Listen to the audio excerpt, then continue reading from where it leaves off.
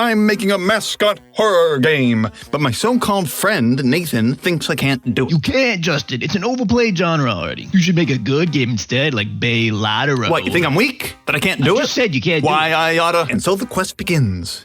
If you don't know who I am, my name is Justin, and I made a game called Rodland to Pipes, and I want to make another horror game. Now, you may think that between my Pacific Car Battery reunion program and eating peanuts, that I couldn't possibly fit another game into my schedule. But horror games keep pulling me back, so let's do this. Now, the liberals don't want you to know this, but birds are kind of scary. Ooh, look at that thing. First he gets you in his sights, then he puts you to sleep forever. So when I saw a sign on the local atrium that said keep this door shut or the birds might escape, it got the gears turning. That sign is there for my safety. Those birds are too dangerous for the outside world. Now that's an idea. You're stuck in a dome with a bunch of scary birds that are trying to eat you, so you gotta feed them before they feed you. Feed on you, that makes more sense. And it'll be called Parrot Dome, because there was mostly parrots. First, I tried it as a board game. You had little loot boxes that contained the different foods. The problem was that you could have unwinnable games, because your loot box contained 2 bell peppers and a single cashew. Meanwhile, the bird that says, I love yummy tummy fruits and human flesh, is coming straight for you.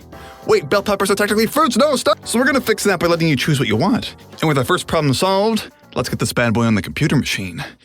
You may have guessed by the title, but this game needs 2 pieces, the parrots and the dome.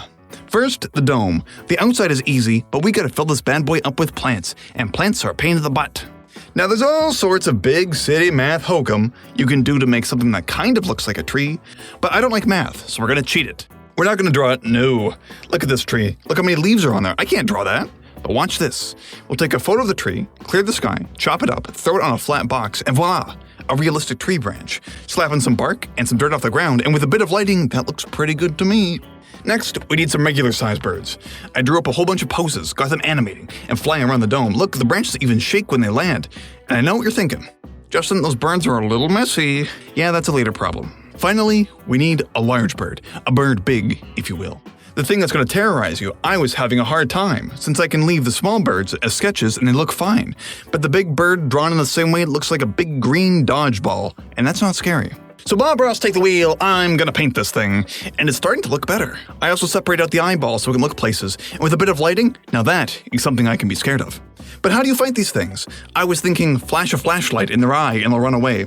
Making all the birds work in the same way is nice because it's easy to remember. And it means less tutorials, which means less reading, yeah! But importantly, I want the game to look good even if the lights are off. I paid for the whole screen, I want to see the whole screen, dang nabbit. But can this win Nathan over? Well, I don't know. The game is there. We've got the enemy. We've got the dome. We've got the worst waterfall ever conceived. What is this? But there's something missing. The game isn't fun. Well, horror games don't need to be fun. You're there for the experience. It's an artistic choice and all that. But at the end of the day, there's a hole in the middle of the game and we can fill it with a metaphor or we can fill it with some actual stinking gameplay. So, what do? Well, feeding the birds could be better. Right now, you just click and it refills. Normally, you chop up the food into pieces for the parrots to eat, so what if you had to do that in-game? So here we go. We'll make a different mini-game for each food type. Scoop, chop, grab, and shake the food, and a little bit of color and sound to make it pop.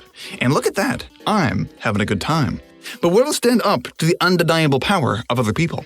Let's bundle it up and throw it over to Nathan. So what do you think? Is it fun? Is it scary? Does it kindle the fires of passion in your very soul? It's pretty good, but why does it end after night 1? Well, it's a demo. It's to see if it's fun. It's not done yet. Where's my night 2? Where's my night 2? Well, it looks like I know what I'm doing. I have lots of stuff to add. Art and sound and more levels, and somebody's got to fix these birds. So come along with me and subscribe to the channel and wishlist the game on Steam. There's a link in the description. It helps boost my visibility, and to be seen is to be green. Am I right, folks? If you like horror games, check out my last game, Rodland to Pipes. Also a link in the description. It's well rated. You might like it. And that's it. Until the next episode, see you later, alligator.